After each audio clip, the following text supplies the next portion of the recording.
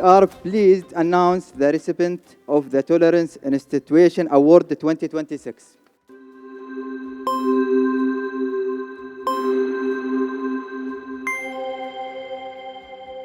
The award goes to BAPS Hindu Mandir, Abu Dhabi. Congratulations.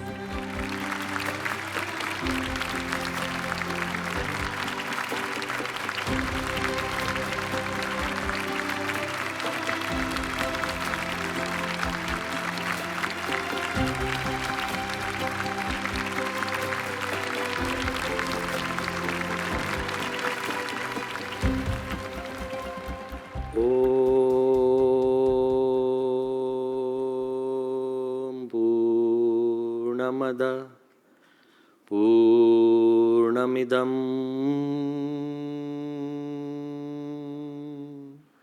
Purnat Purnamudachyate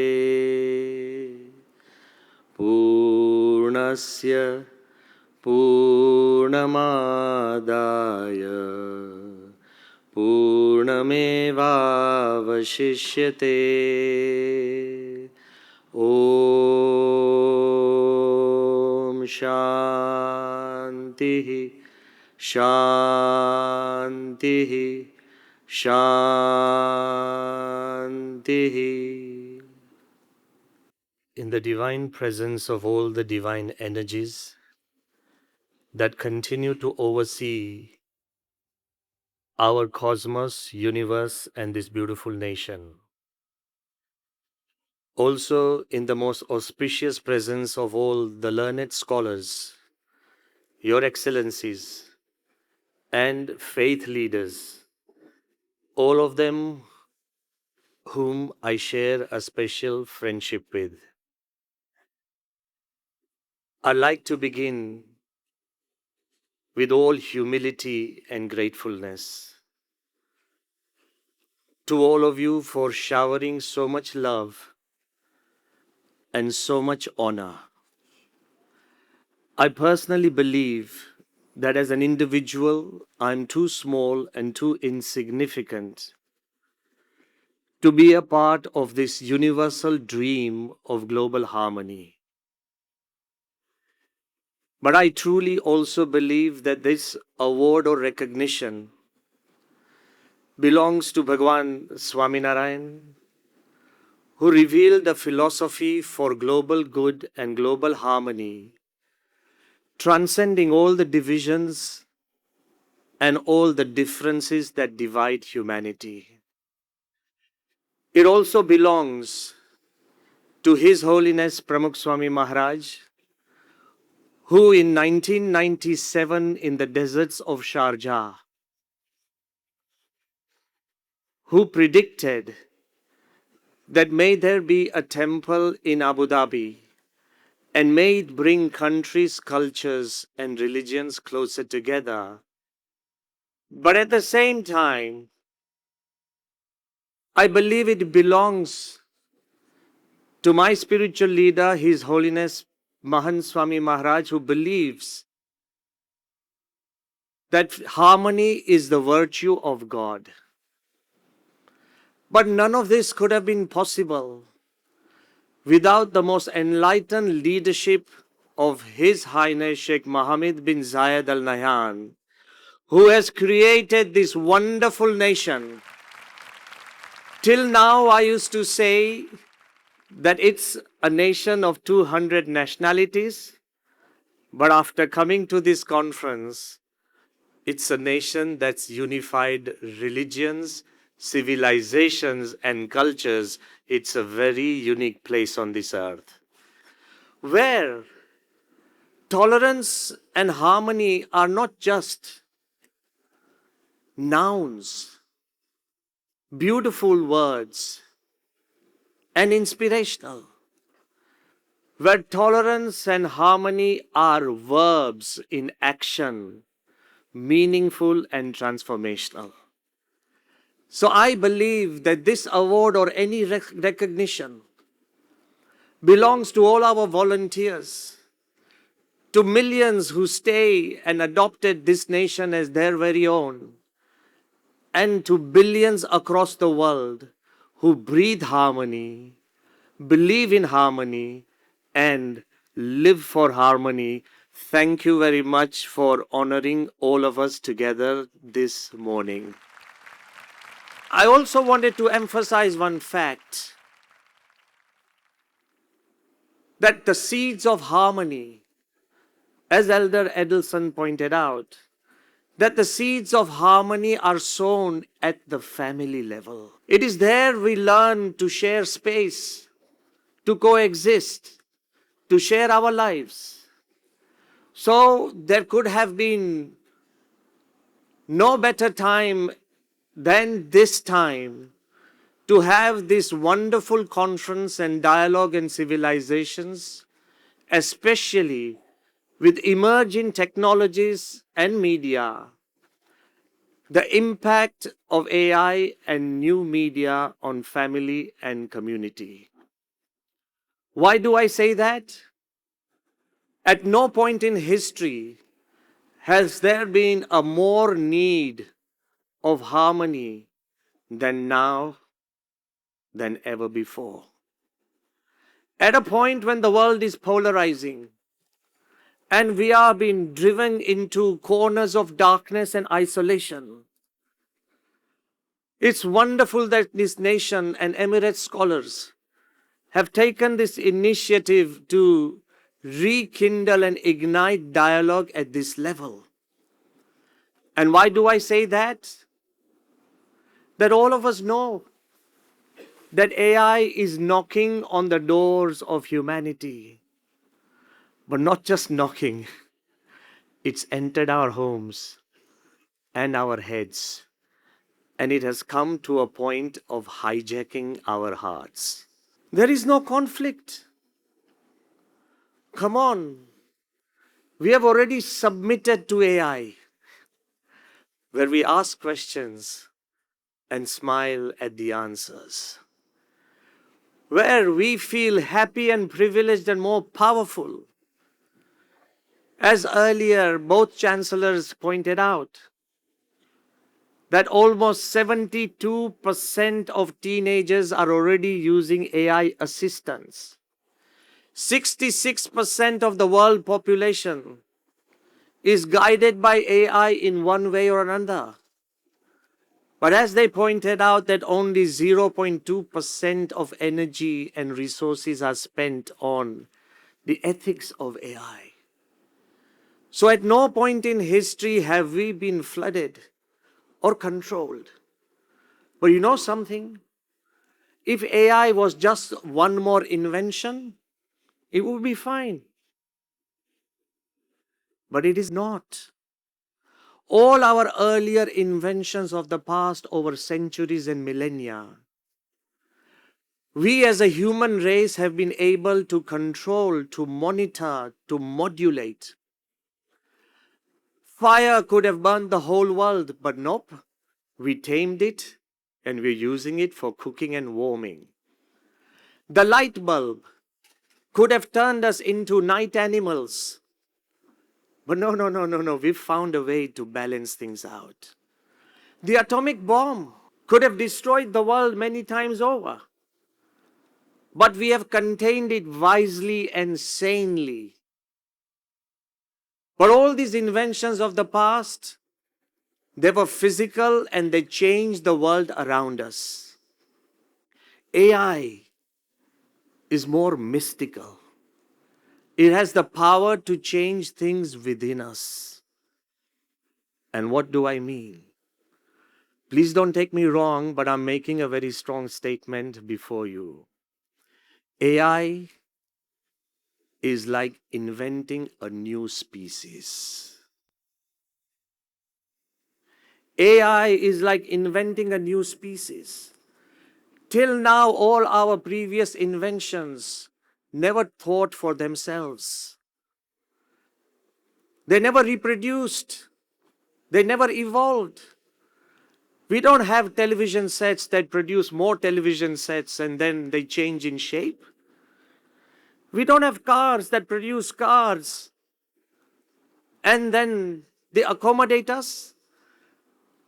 We don't have any technology that thinks on its own. AI thinks on its own, evolves on its own, reinvents on its own, and by Jove, it's going to reproduce on its soul. It has a soul we can no longer control. So, all the faith leaders, we have a greater challenge on our hands. And I want to emphasize that fact that if we believe that family is the building block of society, if we believe that it has been ordained by God, then we need to be more concerned, more careful, and more conscious. Why do I say that?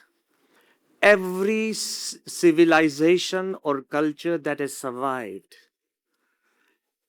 has glorified the family in one way or another. It's civilizational.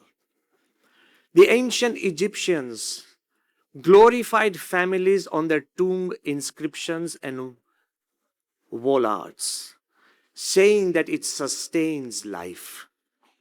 The Mesopotamian, the Babylonian king Hammurabi, in their codes they said, family gives rise to morality at a different level. The Romans believed and they protected their ancestors and their descendants. The Hebrews, they said intergenerational transition of wisdom is only done through families. The Christians have given us the idea of the Father as the God and us as the children, a massive family. The Islamic culture speaks of protecting your parents. The African lore is full of stories that glorify families. And the Hindus, they put it on a special pedestal and they say, Matru Devo Bhava and Pitru Devo Bhava. Treat your father and mother like God. It takes the concept of the family to a global level. Vasudhaiva Kutumbakam, the whole world is one family. If you want to save the world, turn it into a great family. In a family, your age is different, your talent is different, your destiny is different, your desires are different, your dreams are different. And yet you remain, despite your differences, as one family because you accept one another. Can we do that at the global level? Then this conference is a prototype of civilization. It is a protection of our future. If you think the atom is the building block of the physical world, if you think the family is the building block of society, as all the cultures have identified, when we change the structure of the atom, fission and fusion unleashed so much energy, we have the power to change the nature of the physical world. When we change the nature of a family, we'll perhaps change the future of humanity. That is why this conference is of civilizational proportion. It's not just Abu Dhabi and it's not just Emirates scholars. I congratulate you and think that may the world follow in your footsteps. But as we focus on the power of AI, the choice before us, I'm not here to say AI is a demon, it should be vanquished. No. And I'm not here to tell you that AI is a deity which should be worshipped. No. We have to find a balance. And what would that balance be? The challenge is there for all of you who sit and discuss. Do we want an AI-powered family or an AI-empowered family? There's a big difference. An AI-powered family, because AI will bring a lot of change and a lot of goodness. Our schedules will be optimized. Our times will be set. Homework would be corrected. We will have more time for one another, but will we have time for loving one another? When we talk about AI in a family, no human will be able to replace AI so far as caregiving is concerned. I like to elaborate. No human has the power to monitor 24 hours all our blood works and all our vitals. AI can and will be able to provide better care. No human tutor will be able to teach our children at a level where mind is modulated, interests are generated. We talk about physics, chemistry, maths, and science. AI will constantly check the interest of the child and his ability of the mind and change questions in all these differences and teach in a way that you and I will never imagine. But does that mean we'll have better families? You know, the problem is when a father no longer needs to ask the child, when a child no longer needs advice from the father, when we are so independent to an extreme level, when we feel we don't need one another, a family is not defined by geography that we live under one roof. It's not defined by genetics that we share the same DNA. It's not defined by the family Wi-Fi password. A family is defined and dictated by shared memories, shared tears, shared suffering, shared destinies, shared dreams. If AI will steal all that away from and create extreme isolation, extreme independence, where we feel we need no one else and it becomes a useless relationship, something drastic will happen. I have experienced one thing which I want to share. One boy of a billionaire called me and he said, Your Holiness, I've taken 7 days off from work, from my family, from my parents, and everyone. I said, But you take time off from work, but time off from family? He said, I'm tired of my dad and mom. I said, What are you doing? He said, I'm spending exclusive time with AI. And I said, For? He said, I'm asking AI that how can I be a better CEO when I can only give 3 hours a day? And I can confess to AI that I love movies, I love that, I love doing that, and I hate my family without getting judged. The AI has found a way of how I can be a better CEO by just spending 3 hours a day. I said, Didn't the AI tell you that you can't be a good CEO if you don't spend enough time? He said, No, it's found a way. Isolation to this extreme, but wait for the greatest shock. Another billionaire in India, he hired 4 bodyguards, not to protect his family, but bodyguards in his own home to protect the family from his daughter and child. Why? They are so addicted to new media and AI that if it's powered down, they start beating up the pets, they start throwing tantrums at home. So imagine a family having bodyguards inside their family to protect themselves from one another. We are moving in that direction. So I wanted to propose before you a very simplistic idea. It might sound too simple. The choice is very clear. I give you 100,000 ideas for the future, or I give you a single idea that has worked 100,000 times. My spiritual leader, His Holiness Pramukh Swami Maharaj, during his life, he visited 250,000 homes, 250,000 houses for family help. During his life, he read and replied 750,000 letters, majority concerned with family problems, focusing on family and community.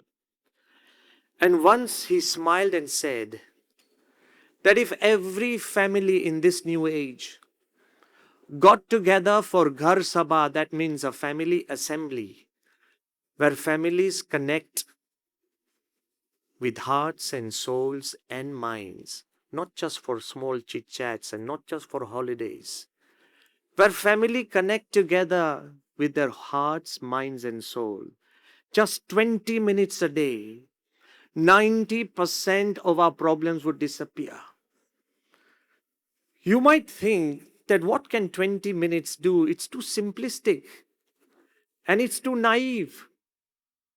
Well, let me tell you, when doctors tell you that 20 minutes of everyday walking, it sounds too simplistic and sounds too naive, but it will add years to your life. When scientists tell us that 20 minutes of power nap rewires your brain, it sounds too simplistic, but it rewires your brain. When experts tell you that 20 minutes of breathing and 20 minutes of pranayam or meditation calms your mind, it sounds too simplistic.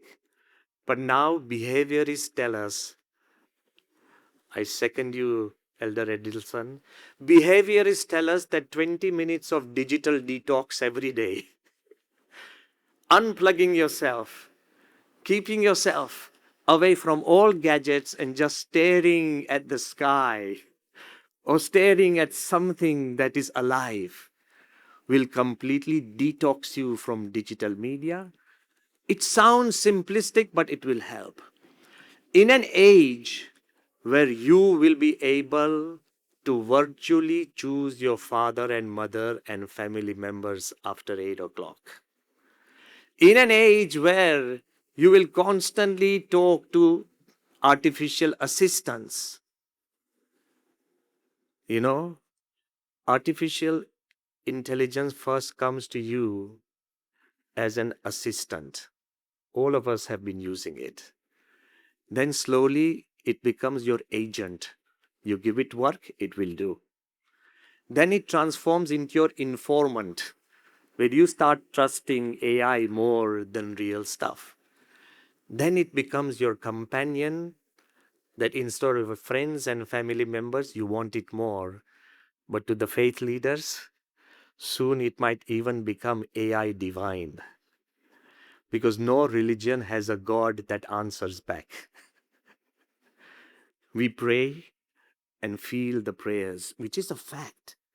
But AI will answer back. And when people start trusting it as AI divine, we have a problem on our hand. So I wanted to say, in an age where you will be able to virtually choose and replace your friends and families, this idea of 20 minutes physically getting together every day, not just for holidays and not just for events.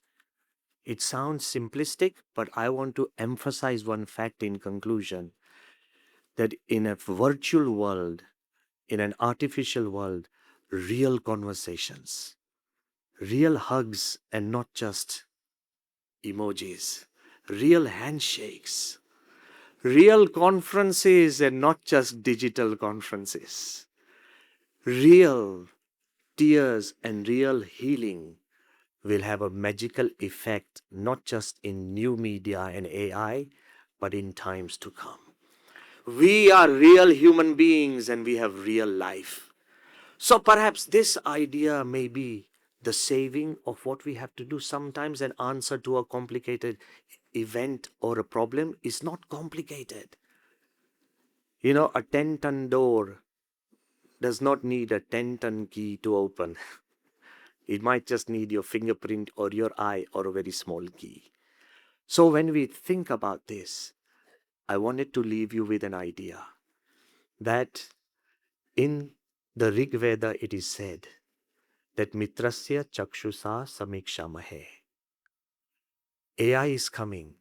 Either we face it with fear or either we face it with faith. If you face it with fear, we'll make all the wrong decisions. If we face it with faith, spiritual faith, then at least we'll make the right decisions, we'll stand collected together. And my wish is that may the policymakers make the right choices, rules and regulations. May the technocrats create right technological tools. May the society leaders create that awareness, and may the faith leaders make the feeling of spiritual consciousness more rampant. I know together we can overcome the greatest challenges. We have in the past, everything that has come towards us, we have prevailed. And I thank Abu Dhabi, especially when we celebrate the Year of the Family.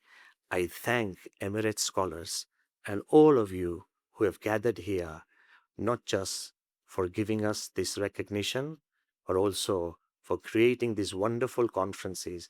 I am a part of your family now and forever. Thank you very much, and lots of love to all of you.